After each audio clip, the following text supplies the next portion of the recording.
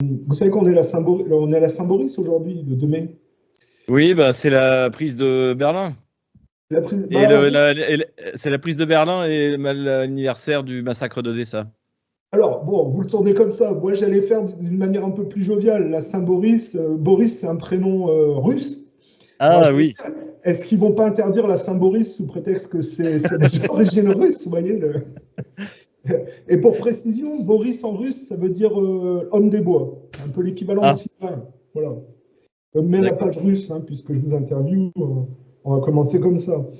Alors, je vous propose, ça ne va pas être une interview conventionnelle, parce que, bon, vous ne devez certainement pas connaître ma chaîne, mais j'ai une manière d'analyser le processus historique de manière vraiment particulière, on va dire. C'est pas typique. Ce que je vous propose, c'est de faire, si vous voulez, un déroulé chronologique en partant de la Seconde Guerre mondiale pour montrer que les Russes ne sont pas dans une position agressive, mais plutôt défensive. Ok, d'accord. Puisque quand on prend la chronologie, on se rend compte en réalité que à partir du moment où il y a eu la guerre froide, il n'y a eu qu'une avancée aux frontières de la Russie jusqu'à ce que ça arrive à l'Ukraine et que ce soit, on va dire, la goutte d'eau qui fasse déborder le vase. Et je pense que c'est important pour nos éditeurs de comprendre quand même dans la perspective historique que de faire gober aux spectateurs que la Russie est l'agresseur, c'est quand même fort de café quand on regarde la réalité, quoi. C'est le moins qu'on puisse dire. Voilà. Alors, la première chose que je mets en parenthèse pour commencer, c'est de savoir comment vous, personnellement, avant de commencer la chronologie, je voudrais savoir comment vous et votre famille, vous êtes traités par l'État français, parce que j'ai entendu dire qu'on vous avait coupé vos comptes en France et que vous étiez fiché S même maintenant. Oui, bah, en fait, je pense que moi, ma vie a basculé quand j'ai été observateur du référendum pour le rattachement à la Russie en septembre 2022. Puisqu'à mon retour, immédiatement, ma chaîne YouTube a sauté, sans avertissement. Ensuite, la banque m'a appelé pour me dire que mon compte était fermé, alors que j'avais répondu à peu près toutes les questions qu'ils m'avaient demandé, qu'en plus j'avais un crédit quand même, donc c'était la BNP, que je dois toujours d'ailleurs trouver une solution pour rembourser. Donc ensuite, j'ai ouvert un compte à Orange Bank, et quand Orange Bank a été racheté par la BNP, eh bien mon compte aussi a été fermé. Voilà. Et maintenant, donc à chaque fois que je traverse la frontière, donc la police de l'air et des frontières m'arrête, prend mon passeport, disparaît avec pendant un quart d'heure, 25 minutes. Ça, c'est à l'aller et au retour. Et en plus, à l'aller, je suis fouillé la plupart du temps par la douane, mais alors complètement, hein. Tout est pris dans ma valise, tout est photocopié, voilà. Fait perdre, entre autres, 3 quarts d'heure, 1 heure. Et j'ai failli rater l'embarquement quand je suis rentré en France la dernière fois. Voilà, c'est des petits... Bon, après, c'est pas grand-chose par rapport à ce que subissent les soldats russes sur la ligne de front, mais c'est pour aussi montrer comment les opposants politiques sont traités dans notre pays. Ouais, parce qu'en réalité, vous êtes français d'origine, vous êtes de nationalité française, donc normalement... Ah oui, je suis un citoyen français, j'ai jamais été condamné, ni pour insulte, ni pour injure, ni... voilà, j'ai un casier parfaitement vierge, mais bon, voilà, c'est visiblement... Est-ce qu'on peut rappeler que vous êtes quand même un contractant avec le gouvernement français pour la défense de l'ambassade de France en Ukraine? Ah non, ça c'est une vieille histoire. Moi, j'ai quitté le monde de la sécurité en 2014. En 2014, c'était terminé. Ben, en fait, c'est-à-dire que il y avait d'autres actionnaires que moi, et moi en 2014, j'ai commencé à écrire. C'est ce qui m'a rendu célèbre, c'est-à-dire que j'ai écrit sur un site que j'avais cofondé qui s'appelait realpolitique.tv. J'ai écrit une série c'était quasiment plus qu'hebdomadaire, qui s'appelait République bananière d'Ukraine. Et en fait, j'expliquais ce qui s'y passait et ça a eu un succès fou. Et c'est un peu ce qui m'a motivé pour après monter un autre site qui s'appelait Stratpol, donc qui a démarré en septembre 2014. Et donc pour la faire courte, mes actionnaires m'ont dit écoute, faut choisir entre la politique et le business, et ben j'ai choisi la politique. Voilà, donc j'ai fait autre chose. Je suis parti dans l'informatique. Et voilà. Du coup, question, ils vous ont vraiment fiché S? Ah oui, tout à fait, tout à fait. Alors, quand vous passez la frontière, ils vous le disent pas, mais la dernière fois que je suis passé, d'ailleurs, je suis arrivé avec mon passeport, parce que, en fait, moi, le portail automatique ne fonctionne pas. Donc, je suis arrivé avec mon passeport directement. La petite dame qui orientait, je lui ai dit, écoutez, je suis fichier S, donc je vais aller directement au guichet. J'ai mis de perdre du temps. Ah bon, après, il y a un jeune homme qui m'a couru après, qu'est-ce que vous faites? Je lui dis, bah écoutez, je suis fichier S, donc vous allez me prendre mon passeport, vous allez le passer, ça va tilter, vous allez me demander mes tickets d'embarquement, les voilà, j'ai des copies, vous pouvez les garder si vous voulez. Et dire, bon, vous croyez? Donc il est passé derrière dans son guichet, il a passé mon passeport, effectivement, il y a un truc qui s'est passé, il est sorti, il m'a dit, bon, bah vous connaissez la musique? Je dis, oui, je connais. Donc il est parti avec mon passeport, et puis il est revenu après, au bout de... Là, c'était assez rapide, un quart d'heure, 20 minutes. Alors, je vais faire une petite pique au gouvernement français. Ça leur sert pas à grand-chose de vous ficher S. Ils peuvent pas se servir de vous comme terroriste contre la population française. Non, bah voilà, j'avais pas de projet prévu au Bataclan, mais je pense que c'est des petites nuisances pour c'est très mesquin, c'est très macronien, je trouve d'ailleurs comme petite vengeance, c'est tout ce qu'ils peuvent faire. Donc s'ils pensent que ça va me dissuader, ils se font le doigt dans l'œil. Ça veut dire que le général de Levard, il est aussi fiché S, vu qu'il a été observateur en Russie de la je sais, c'est possible, il faudra lui demander. Ce qui est clair, c'est qu'il pourrait le devenir. Bon, lui, il est quand même général, donc c'est un peu plus compliqué. Et puis en sein du renseignement, c'est quand même assez cocasse. Voilà. Donc moi, je suis personne, donc c'est plus facile. Non, vous n'êtes pas personne, parce que vous êtes célèbre en Russie, vous intervenez assez souvent dans les... Vous représentez un peu la France, quelque part, vous sauvez un peu... Voilà, je suis le Français de service. Alors, mais du coup, vous vivez en Russie maintenant? Oui, je suis citoyen russe depuis 2013. D'accord. Et ça a été compliqué pour votre famille, toute cette façon d'être traité ou... Pour l'instant, ma famille, depuis le début de l'opération militaire spéciale, on n'est pas retourné en France parce que ça coûte cher, ça coûte très cher parce que maintenant il faut faire, ou c'est très compliqué. Et donc en fait, pour l'instant, quand j'ai voyagé tout seul. D'accord. Ok. Bon, il y a quelque chose que vous avez dit qui nous plaît beaucoup, c'est que vous avez parlé de République bananière. Vous allez comprendre pourquoi je dis ça. Vous connaissez un certain Allen Dulles? Allen Dulles? Ouais. Oui, c'est un personnage historique, c'est le patron de la CIA. Qui a été viré par Kennedy pour le fiasco de la baie des cochons. C'est ça, oui. Et qu'on retrouve dans la commission Warren, mis par Lyndon B. Johnson pour étouffer un peu le crime. Et est-ce que vous savez que... moi, j'ai consulté des documents, parce que j'ai parlé de chronologie tout à l'heure, donc on va partir au moment où la Seconde Guerre mondiale s'arrête. On a vu que les Américains s'étaient retournés contre leurs alliés russes et que la guerre froide avait commencé. Oui, tout à fait. Il y a eu une rencontre qui a donné lieu en Russie à une série télévisée dans les années 50 qui s'appelait les 17 moments du printemps, où c'est l'histoire vraie de la rencontre entre Dulles et le chef de la sécurité du Reich, qui s'appelait Koch, ou je sais plus son nom, ou Wolf.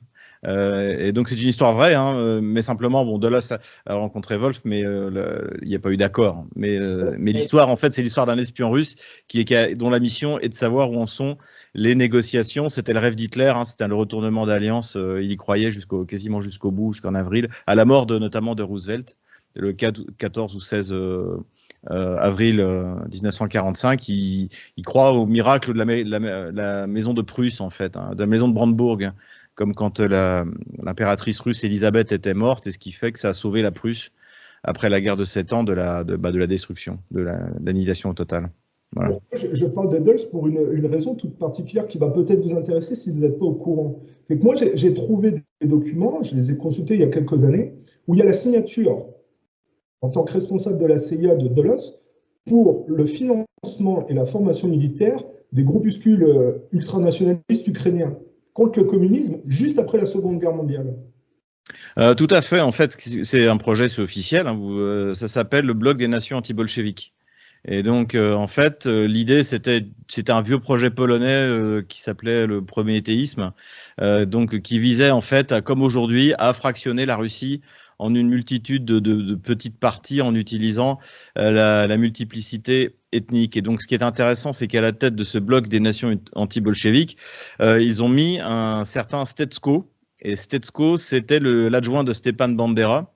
Et Stetsko, c'est lui qui a proclamé l'indépendance de l'Ukraine le 30 juin 1941, juste après le début de l'opération Barbarossa.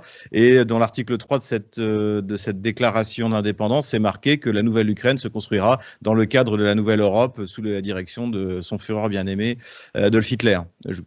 C'est quasiment les termes de la déclaration. Et donc Stetsko dirigera cette structure jusqu'au milieu des années 80, et ensuite c'est sa femme qui en prendra la suite. Et puis après, la structure sera dissoute, mais pas l'idée, puisque par exemple en janvier 2023, la Pologne, le PiS, a organisé au Parlement européen un grand colloque où invitaient les leaders donc des ethnies russes, des gens que personne ne connaît, mais qui étaient là à Bruxelles et qui ont expliqué que la Russie était un vilain pays colonial, ce qui est totalement faux évidemment.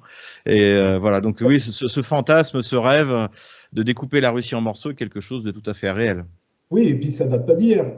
Parce que le financement des Ukrainiens ultranationalistes par la CIA, c'est pas nouveau. Mais j'ai envie même d'aller plus loin, parce que quand on regarde Dulles qui a été viré au niveau de la baie des cochons, quand on regarde la crise des missiles de Cuba, il y a quand même quelque chose de très contemporain quand on réfléchit. Si on inscrit l'assassinat de Kennedy dans la perspective de l'opposition entre bloc de l'Ouest et bloc de l'Est, moi, je ne peux pas m'empêcher. Une de mes spécialités, c'est l'assassinat de Kennedy. Je sais qu'il a été assassiné parce qu'il avait des accords secrets avec Khrouchtchev pour mettre fin à la guerre froide en cas de réélection. Il voulait mettre fin à la guerre froide. Et que Allen Dulles se retrouve dans la commission Warren pour étouffer l'affaire et que Lyndon B. Johnson replonge les Américains dans la guerre au Vietnam alors que Kennedy est en train d'en sortir, on voit que le même État profond qui a assassiné Kennedy pour continuer la guerre froide se prolonge aujourd'hui par Biden, qui finance les néo-nazis en Ukraine, et que le fil directeur de l'assassinat de Kennedy ramène à la guerre en Ukraine, finalement. C'est-à-dire c'est le même État profond américain avec les mêmes projets. Oui, alors moi, je ne suis pas spécialiste de l'assassinat de Kennedy. Ce qui est clair, cependant, c'est que la crise des missiles de Cuba a inauguré toute une série d'accords pour essayer quand même, on s'est rendu compte qu'on était passé pas très loin de la catastrophe, pour essayer de limiter les armements, les missiles antimissiles, de contrôler, d'avoir une guerre froide contrôlée, dirons-nous. Voilà. Maintenant, c'est vrai que maintenant que les archives sont ouvertes, on sait que l'URSS n'avait pas l'intention d'attaquer l'Occident. Il y avait plutôt cette idée que marxiste d'ailleurs, marxiste-léniniste, que l'Occident, que le capitalisme finirait par s'écrouler, victime de ses propres contradictions. Donc le but, c'était pas de comment dirais-je, de déclencher la guerre, puisque de toute manière, encore une fois, l'ennemi allait s'effondrer de lui-même. Et ce qui est intéressant, c'est qu'on pensait la même chose également à l'Ouest, c'est-à-dire qu'il y avait cette idée de convergence, que finalement les systèmes finiraient par converger à un moment. Ça vous a jamais énervé? Parce qu'à l'époque, les Russes ont été accusés. Ils prétendaient qu'Oswald était un agent russe qui était derrière l'assassinat de Kennedy, ce qui est complètement faux. C'était un type de la CIA. Moi, j'ai fait le travail dessus. J'ai même trouvé le numéro de dossier d'agent de la CIA d'Oswald. Mais que les Russes n'aient jamais rien dit, alors qu'ils ont certainement fait une enquête sur l'assassinat de Kennedy, ça m'a toujours surpris parce qu'ils ont été accusés dans l'affaire. Donc la moindre des choses, c'est que ça aurait peut-être été utile que les Russes fassent connaître le fruit de leur enquête sur l'assassinat de Kennedy. Et je ne peux pas vous aider là-dessus parce que je connais pas le thème. Bon, alors pour clore le sujet de Allen Dulles, il avait un frère qui avait une compagnie, parce que vous parliez de République bananière. Vous savez que l'expression République bananière vient du comportement des Dulles au Guatemala. On dira au Guatemala. Moi, je pense que la United Front Company était impliquée au Guatemala, mais c'est peut-être. Ah, ouais, je crois que c'est le Guatemala. Et ce que Kennedy ne supportait pas, c'est que les frères Dulles utilisaient la CIA pour faire des coups d'État et pour leurs affaires. C'est-à-dire qu'ils n'hésitaient pas à renverser des gouvernements pour leurs affaires. C'est de là que vient l'expression République bananière. Ça peut être au Honduras, mais je pense que c'est au Guatemala de tête. Je me trompe peut-être, je ne suis pas... mais je trouve que c'est très contemporain quand on regarde le comportement des Dulles avec la façon dont ils envisageaient la Russie ou l'URSS à l'époque, mais la Russie aujourd'hui, on voit que c'est quand même toujours la même chose, quoi. On a des gens qui utilisent un appareil d'État profond et qui envisagent les autres pays comme une chasse gardée, quelque part. Ça n'a pas beaucoup changé. Oui, bah, de toute manière, pour ça c'était un sujet, j'ai interviewé Pierre-Antoine Plaquevin il n'y a pas très longtemps, c'est-à-dire que pour la puissance maritime, la puissance continentale est un problème. Et donc, il faut la contrôler. Et pour la contrôler, ben, en tout cas, ils le pensent, il faut contrôler ce qu'ils appellent le Rimland, c'est-à-dire les côtes, et empêcher l'union du continent. Et d'ailleurs, aujourd'hui, c'est un peu ce qui est en train de se produire entre la Chine et la Russie, et c'est le pire cauchemar, en fait, qui est en train de se réaliser. C'est pour ça qu'ils ont défini, on est sorti du paradigme de la lutte contre le terrorisme, on y est sorti, je crois que c'était en 2018, c'était le général Mattis, ou 2020, quand il a déclaré, notre problème c'est plus la lutte contre le terrorisme, c'est la lutte contre les puissances révisionnistes. Et là, on a entendu il n'y a pas longtemps Mike Johnson, donc le président de la Chambre des représentants, qui a lui-même repris le thème des puissances révisionnistes et du nouvel axe du mal, Iran, Chine, Russie. C'était assez insupportable d'ailleurs de voir que Trump a cautionné ce Johnson, quoi. On a l'impression que Trump choisit toujours les types qui se retournent complètement, quoi. Le problème, c'est qu'on l'a vu pendant le premier mandat de Trump. Alors je pense que ce sera un peu plus facile pour lui parce qu'il y a plus de députés trumpistes qui en a maintenant, qui en avaient grâce aux primaires internes, qui en avaient lors de son premier mandat. Mais il faisait face non seulement au Parti démocrate, mais également à la majorité du Parti républicain. Ensuite, il faut voir une chose, c'est que l'état de l'armée américaine est catastrophique parce que Washington n'a pas cessé de livrer des armes ces derniers mois. Je crois que la crise pour l'aide des 60 milliards, elle a démarré au mois d'octobre. Mais les Américains, le Pentagone a continué à livrer des armes. Donc maintenant, il ne s'agit même pas d'équiper l'Ukraine, il s'agit de refaire les stocks. Et donc, je pense que Trump s'est trouvé face à un dilemme, c'est-à-dire soit l'armée américaine est en slip et on la laisse en slip, soit on refait les stocks. Et puis, avant une élection présidentielle, se mettre à dos le complexe militaire-industriel. On sait depuis le général Eisenhower, que c'est pas une bonne, que c'est très compliqué et très dangereux. Je fais une parenthèse avant de revenir au déroulé chronologique, parce qu'après j'aimerais parler de Tchernobyl et de votre vision dessus, quand même, ça m'intéresserait. Mais pour parler de l'armée américaine, vous ne croyez pas qu'il y a quand même un peu de la naïveté à sous-estimer la perversité et la volonté de destruction des anglo-saxons et le fait qu'ils aient des armes vraiment de destruction massive dont les gens n'ont pas forcément connaissance. Moi, je compare l'arsenal, par exemple, des satellites russes avec les satellites que possèdent les Américains. Quand on sait qu'ils équipent leurs satellites d'armes à énergie dirigée et de laser, est-ce qu'il n'y a pas est-ce qu'il n'y a pas un problème de sous-estimer la capacité de nuisance des Américains malgré le fait qu'on prétende que leur armée vaut rien?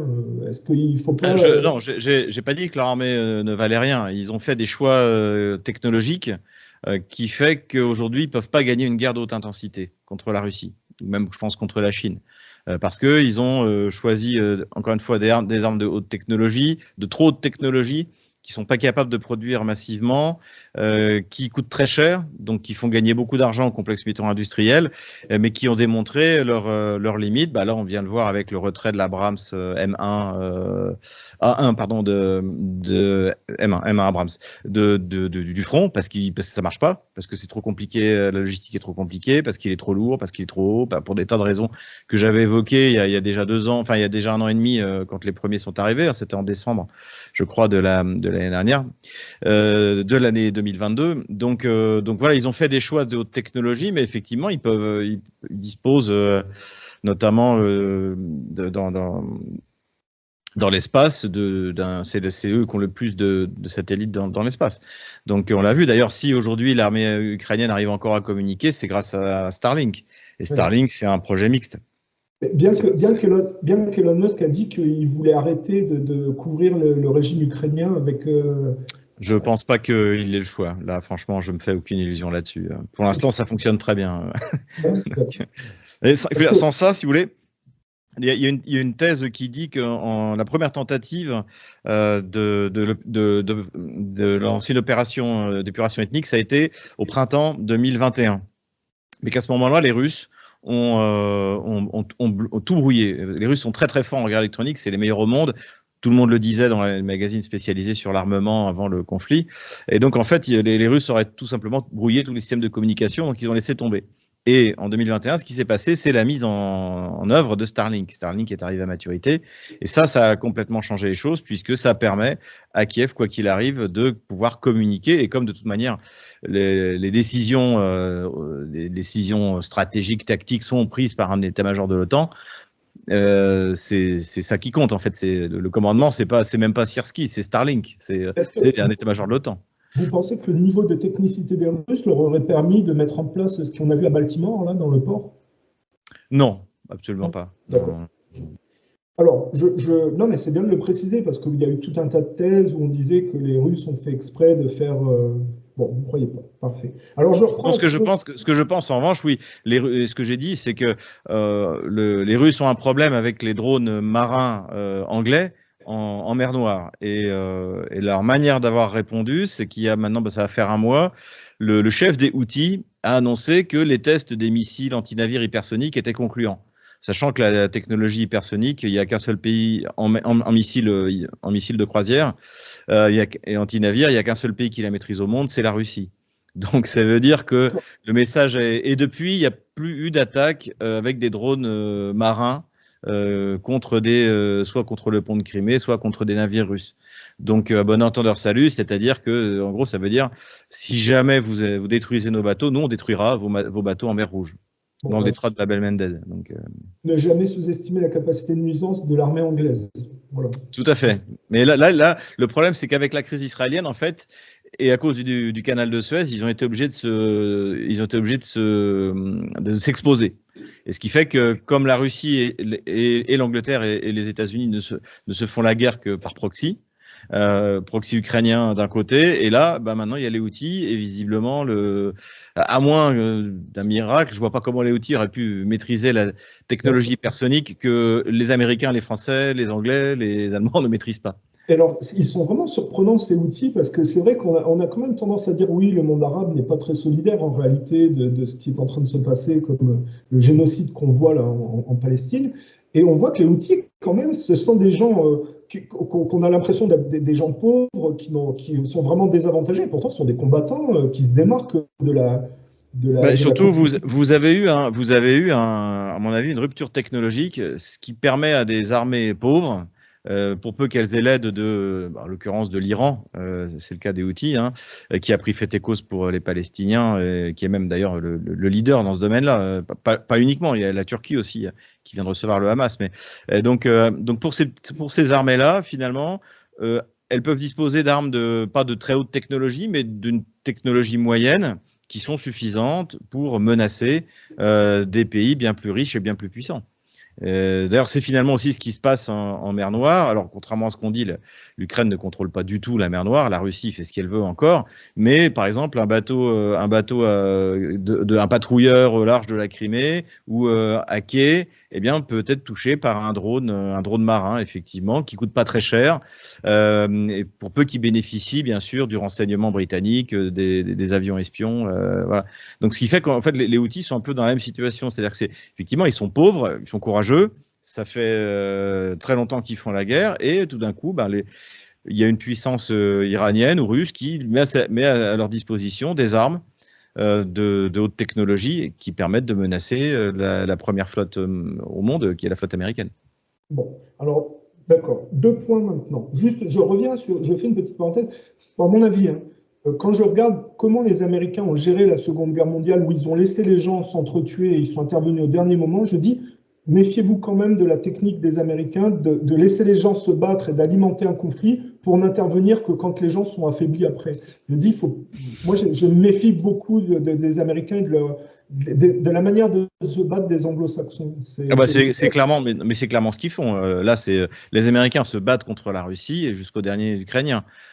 Et de toute manière, la négociation, elle n'aura pas lieu entre Kiev et Moscou. De toute manière, dans une vingtaine de jours, le président Zelensky ne sera plus légitime ni légal. Donc, en fait, c'est pas lui qui va prendre les décisions. Ce sera décidé entre Washington et Moscou.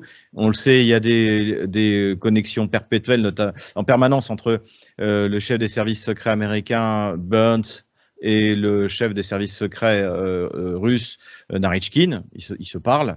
Donc c'est entre eux que ça va se décider. Donc on arrivera à un moment, comme le dit très bien le général de la Ward, eh bien finalement le Washington ne pourra pas faire autre chose que d'acter la défaite militaire sur le terrain. Mais défaite relative, puisque la destruction de l'économie européenne est une victoire américaine. Alors pas contre la Russie, mais contre l'Europe. Donc là-dessus, même eux, si maintenant eux faisaient la paix, ce qu'ils sont en train de faire, on voit très bien, ils mettent un système pour que les sanctions ne puissent pas être détricotées du jour au lendemain. Quoi qu'il arrive, ils ont obtenu la destruction de l'économie européenne, et c'est pas rien. C'est pas rien. Est-ce que d'un autre côté, parce que moi j'insiste là-dessus, est-ce que les Russes sont conscients que les Américains et les Anglo-Saxons s'arrêteront jamais avant d'avoir eu gain de cause ou avant d'avoir été défaits? Parce que moi je connais bien le monde anglo-saxon, ils n'arrêteront pas, ils continueront toujours à... Oui, bah, je pense que oui. Je pense que d'ailleurs, encore une fois, ils sont en train de préparer la défaite militaire sur le terrain. Bon, elle est actée plus ou moins, à moins d'être complètement débile. C'est évident que l'Ukraine va perdre. Mais ce qu'ils veulent, c'est que ça dure le plus longtemps possible, en espérant obtenir quelque chose contre la Russie. Pour l'instant, ils n'ont rien obtenu. Il n'y a pas de catastrophe démographique parce que finalement les pertes russes sont moins que celles de l'Amérique pendant la guerre du Vietnam pour l'instant. Selon la BBC, on a 51 000 morts. Donc la Russie a agrandi son territoire. Elle va prendre a priori... Non, là, elle a pris la mer d'Azov, donc le premier port industriel ukrainien, Mariupol. Elle va prendre vraisemblablement Odessa. Elle va prendre au moins 15 millions d'habitants en plus. Donc, et en plus, elle en a profité pour s'hyper-industrialiser en faisant des réformes. Voilà.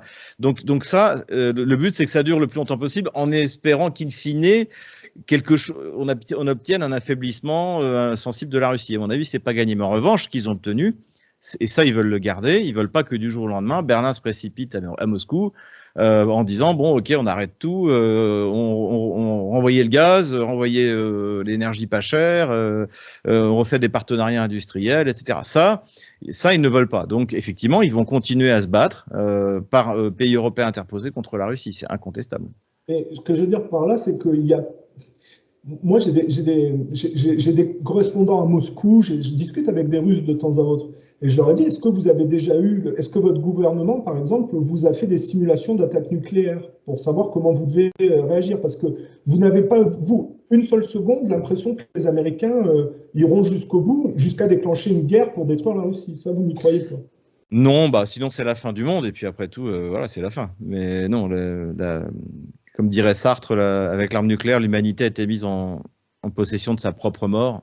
On n'est plus à l'époque d'Hiroshima, on est à l'époque de la bombe H. On n'est plus dans une quinzaine de kilotonnes qui déjà détruisent une ville. Hein. On est dans des mégatonnes. Donc, je crois que la plus grosse bombe, c'était 50 mégatonnes, c'était une bombe soviétique. Donc, avec ça, si vous voulez, vous détruisez la planète. Hein. Et les Russes en ont 2000. Voire 5000, je crois. Les Américains sans doute autant. Donc, bon. Oui, il y a ce qu'ils disent et puis il y a ce qui est en réalité, parce qu'ils cachent bien leur jeu. Enfin, bon, moi, en tout cas, j'ai absolument pas confiance en eux et je ne parlerai pas sur leur... Écoutez, si jamais c'est la guerre nucléaire, c'est la fin du monde, nos ennemis s'arrêtent là. Ma foi. Bon, je reviens, je comprends votre point de vue. Moi, j'ai un doute sur leur mentalité. Ah bah, oui, non, mais il y a des choses inquiétantes. C'est aussi un sujet qu'on évoquait régulièrement avec Pierre-Antoine Plaquevent, Youssef Indy, c'est-à-dire que quand vous avez des dirigeants qui invoquent l'Ancien Testament, qui parlent de la prophétie d'Ésaïe, comme Netanyahou, qui est soutenu par les évangélistes américains, par toute une secte protestante fanatique, oui, c'est inquiétant. C'est inquiétant. Mais je dis encore une fois, si jamais on bascule dans le nucléaire, c'est la fin du monde. Donc je dirais, ça sert pas à grand chose de spéculer là-dessus. Faisons comme s'ils n'allaient pas le faire.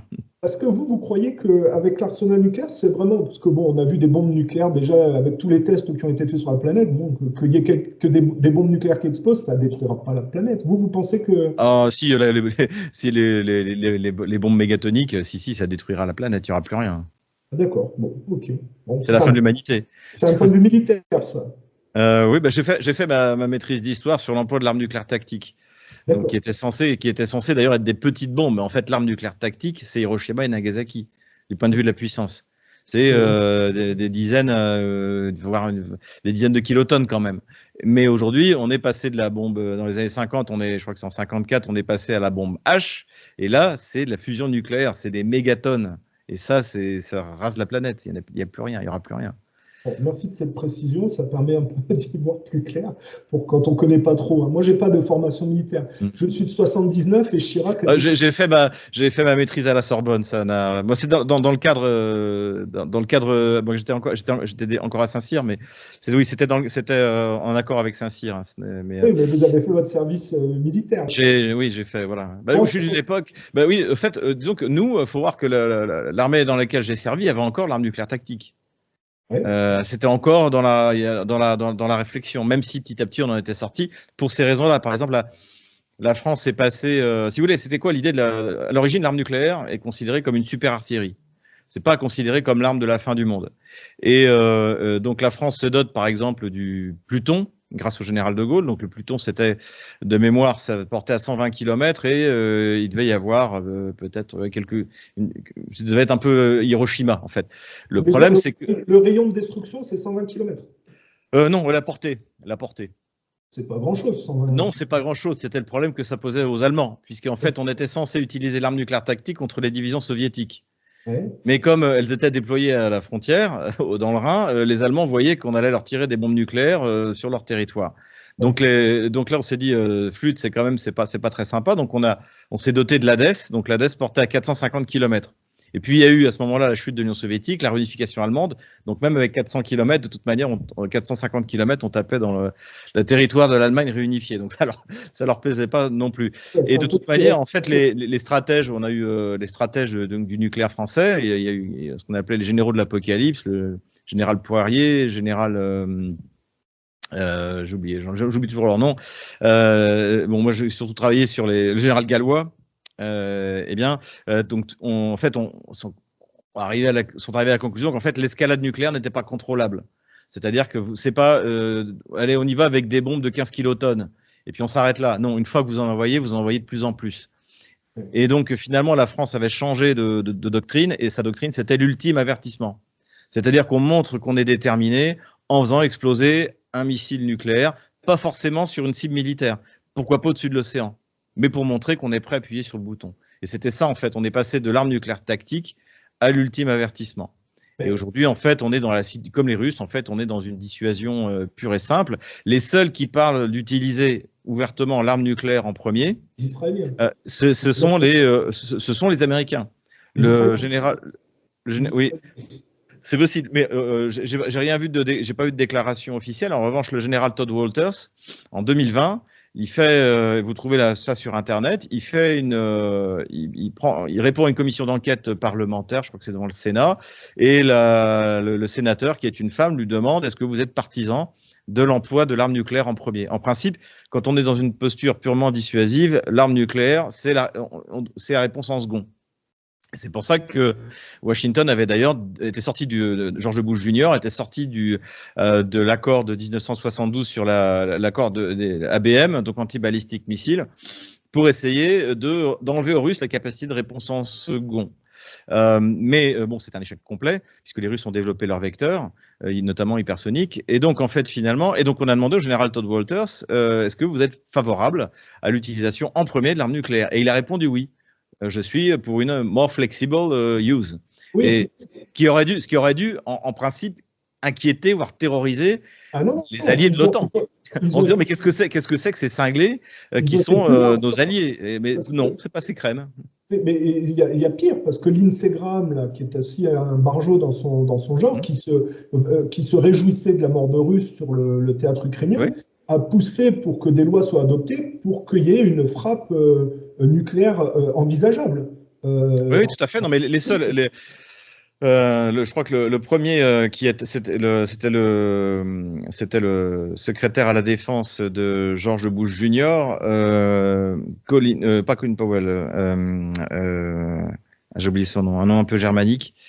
Peu importe. C'était lui aussi en parlait ouvertement. Les seuls qui parlent ouvertement d'utiliser l'arme nucléaire en premier, en first use, c'est Washington.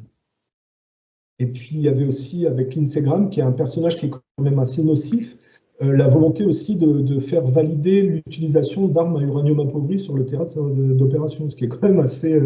avec non, mais il y a des gens extrêmement inquiétants aux États-Unis, notamment une espèce de secte protestante. D'ailleurs, c'est eux qui ont migré de l'Angleterre pour aller là-bas. Hein. Donc, c'est ce que me disait d'ailleurs un de mes amis qui était qui était Moscou, lui-même juif, et je lui demandais, quel est le poids du lobby, donc le lobby juif aux États-Unis, et il m'a dit, écoute, c'est pas le lobby juif qui m'inquiète, c'est plutôt le lobby, les lobbies, il y a des sectes protestantes qui sont encore plus fanatiques et qui me disaient, il y en a qui sont convaincus parce qu'il y a seulement 12 tribus qui seront sauvées, donc ça fait en gros 144 000, et qu'il y aura que 144 000 habitants qui seront sauvés. Il m'a dit, il y a des gens très haut placés qui croient à ça. Et c'est ça qui m'inquiète, moi, davantage. C'est la récurrence du couple entre les adeptes de Malthus et le talmudo-sionisme. En général, ils fonctionnent ensemble et ils sont assez barrés hein, dans le genre. C'est ce qu'analyse très bien celui qui est très compétent là-dessus, c'est Youssef Indy. Qui me doit une interview sur le Dajjal, d'ailleurs. J'attends toujours qu'il me réponde là-dessus. Puisqu'il m'a dit qu'on la ferait, cette interview. Mais alors, je reviens sur la chronologie, puisqu'il faut quand même que je suive ma trame. Là, on a digressé. On avait passé la crise des missiles de Cuba, on avait passé ces années 60, on a parlé d'Allen Dulles. Moi, j'ai fait une interview avec Thierry Messant, d'ailleurs, qui me disait que déjà dans les années 70, et les Russes et les Américains avaient des satellites qui pouvaient, avec un laser, découper des sous-marins. Donc, Thierry Messant dit qu'il était au courant de ces programmes-là secrets et que ça existait déjà dans les années 70. Je ne sais pas si vous en avez entendu parler. Non, mais qui ait des projets, qui ait des projets dans ce sens-là. En fait, les accords internationaux interdisent le déploiement d'armes nucléaires dans l'espace. Les accords qui ont été passés, encore une fois, nos grands-parents étaient plus sages que nous, donc à partir des années 70, notamment, il y a toute une série d'accords de limitation des armements, de contrôle, et puis ensuite, même ça a continué après la guerre froide, les traités à ciel ouvert, le contrôle des armes. C'est quand même ambigu. Hein. Oui, non, mais tout à fait. Mais d'ailleurs, oui, le Star Wars, mais en fait, c'est un énorme bluff de Reagan qui a bien fonctionné, l'initiative de défense stratégique, le discours de mars 1983. Mais cela dit, il y avait quand même des choses qui ont fonctionné, et notamment, donc en principe, il y a un accord international, ce qui fait qu'on ne déploie pas d'armes nucléaires dans l'espace. En revanche, des armes à énergie dirigée, ça, oui, je pense que les Russes, peut-être même les Français, les Américains travaillent là-dessus. C'est fort probable. Je n'ai pas d'informations particulières. Je me rappelle que Trump avait essayé de demander l'autorisation de pouvoir mettre effectivement des armes satellitaires. Lui, il avait dit des armes nucléaires depuis l'espace pour pouvoir détruire des météorites qui détruiraient la planète. Enfin, on voit bien que c'était de la triche, quoi. Enfin, c'était vraiment dans une optique. Ça, en principe, il y a un accord international qui en empêche. Pas d'armes nucléaires dans l'espace. Bon. Mais tout le reste est autorisé. Hein. Enfin, n'est pas interdit en tout cas. Parce qu'on parle aujourd'hui de technologies de missiles balistiques qui vont à Mach 11, que les Russes possèdent et qu'ils peuvent pas... Mach 27. Les missiles balistiques, le planeur avant-garde vole jusqu'à Mach 27. Mach 27 ouais. C'est des vitesses... Et il manœuvre. Mais je veux dire, si on a un satellite à visée laser, est-ce que ces missiles balistiques peuvent être détruits par satellite ? En principe, tout est possible, mais il faut quand même arriver à l'attraper le missile quand ça va à Mach 27 et que ça manœuvre. Après, c'est une guerre de calculateurs de tir. Hein, donc, en principe, tout est possible. Même l'escalade entre le vecteur et le bouclier, entre l'épée et le bouclier, elle continuera jusqu'à la fin du monde.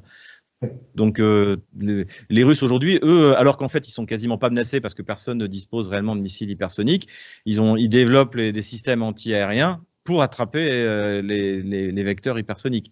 Ils partent du principe que tôt ou tard, Washington va y arriver. Et donc en fait ils doivent être prêts à intercepter des vecteurs hypersoniques. Bon, alors c'est ce que je pensais. Donc j'étais revenu aux années 70 en passant par Messant en faisant une digression encore. Mais pour arriver à Tchernobyl, puisque quand on continue dans l'optique de la guerre froide et de l'opposition, moi j'ai travaillé un peu sur le sujet et pour moi, hein, c'est une intuition que j'ai, je me dis, c'est pas tant un accident que ça. Moi je vois les services anglais avec un acte terroriste derrière. Est-ce que votre analyse de la catastrophe de Tchernobyl vous fait penser que c'est un accident ou que ça pourrait bien être un acte de sabotage au niveau de l'espionnage, quoi? Je m'étais un peu renseigné là-dessus.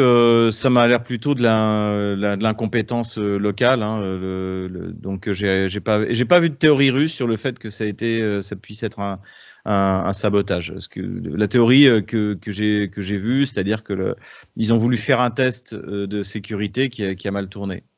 Voilà. Mais vous parlez d'incompétence, quand on regarde les décisions prises par le directeur de ce centre, c'est tellement navrant, quoi, que je me dis. C'est bureaucratique. Pour moi, c'est en fait c'est un événement qui arrive quand on atteint un niveau de bureaucratie absolument faramineux. C'est-à-dire on n'écoute plus les scientifiques, mais on veut faire plaisir au comité central du Parti communiste d'Ukraine qui a décidé qu'il fallait faire un test de sécurité nucléaire.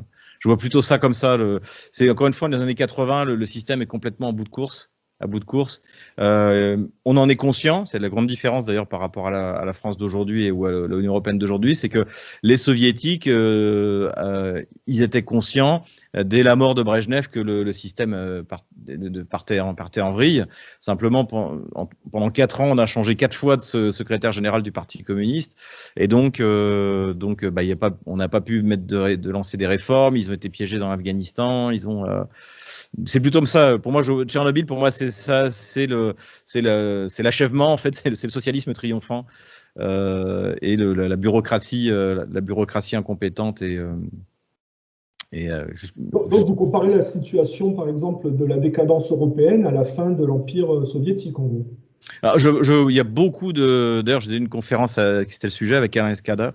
Il y a à Metz, dans la région de Metz. C'était le sujet là, c'était la comparaison. Est-ce que l'Union européenne est une URSS 2.0?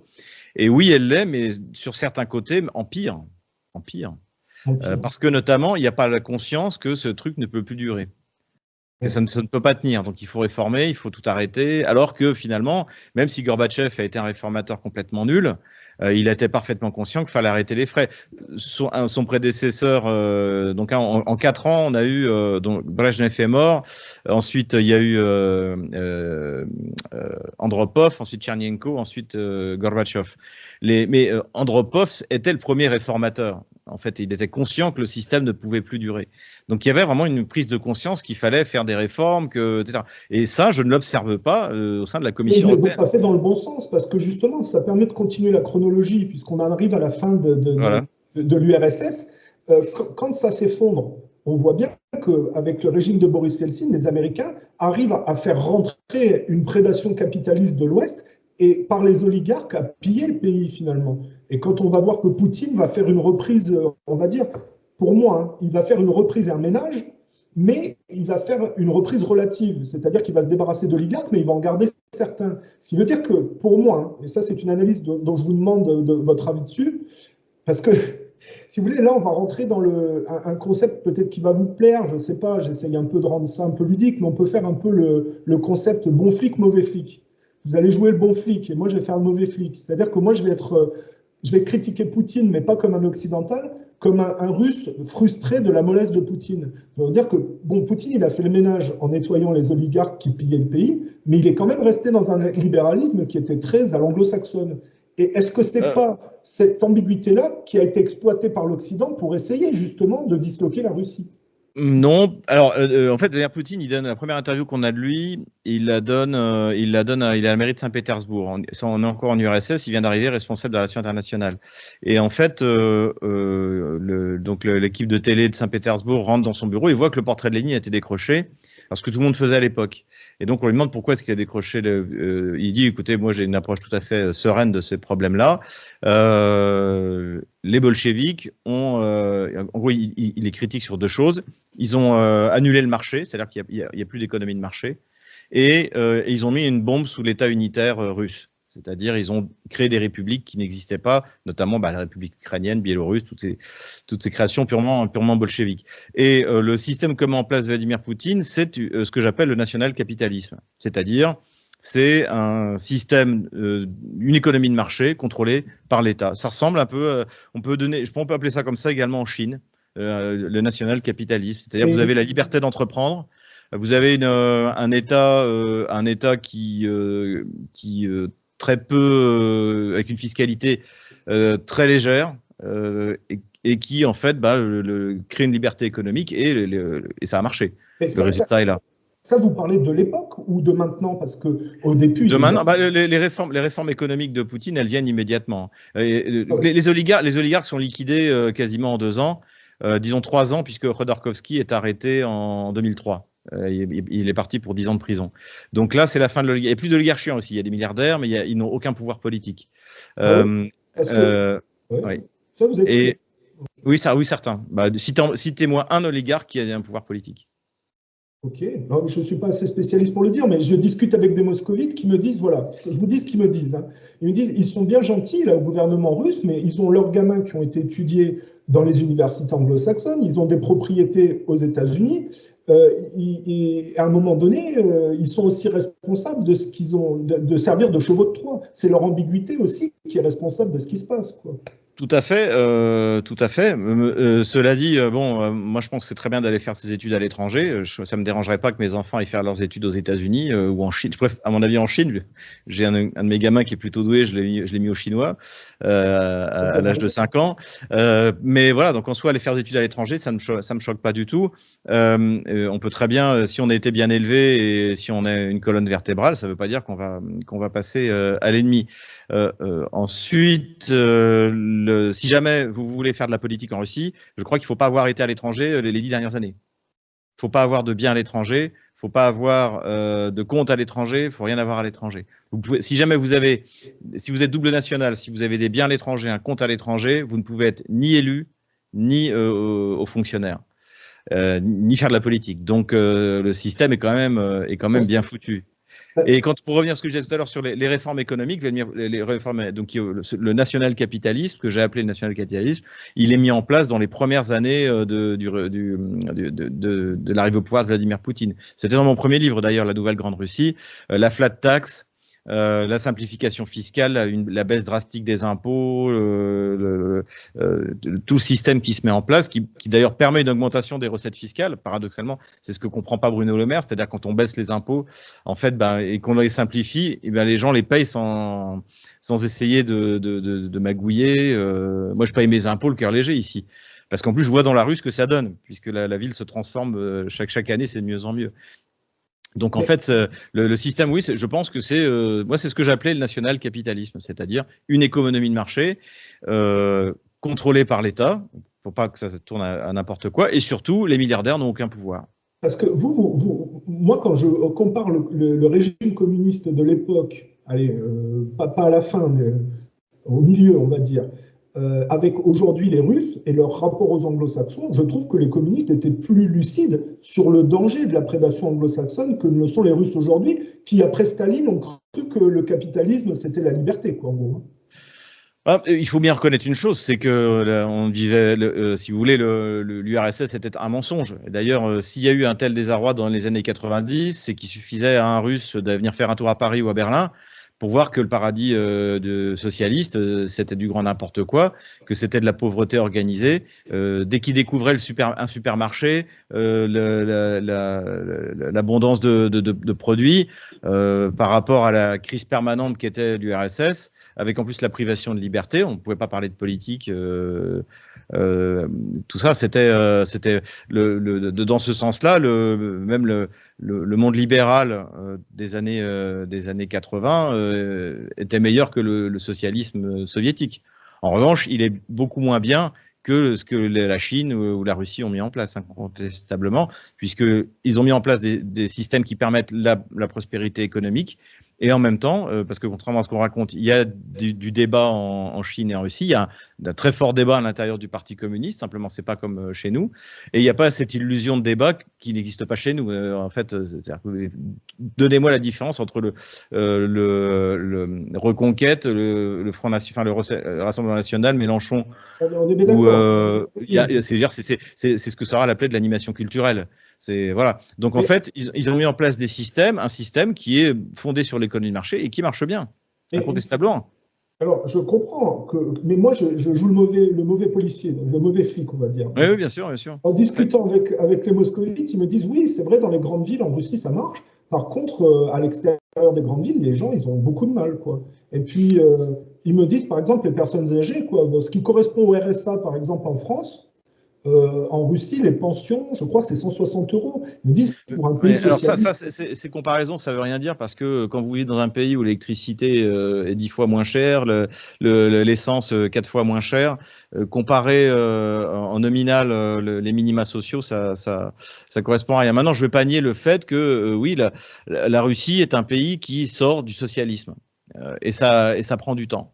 Ça doit nous faire réfléchir parce que quand nous aussi on décidera de sortir du socialisme en France, ça va nous prendre énormément de temps pour mettre tous les salaires à niveau. Et oui, les salaires sont trop bas en Russie, Ouais.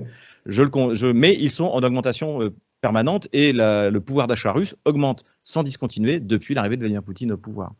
Et ensuite, de toute manière, dans tous les pays, évidemment qu'on vit mieux dans la capitale que dans des petits patelins isolés.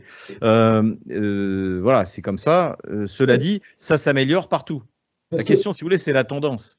Moi, j'ai des collègues qui me disent, oui, ben, moi, je vois des personnes âgées, ils font les poubelles parce qu'il y a quand même un peu de misère, quoi. Donc, je dis, d'accord. Oui, il y en a un petit peu, incontestablement, mais ça s'améliore partout. Y compris en province, y compris dans les petites villes.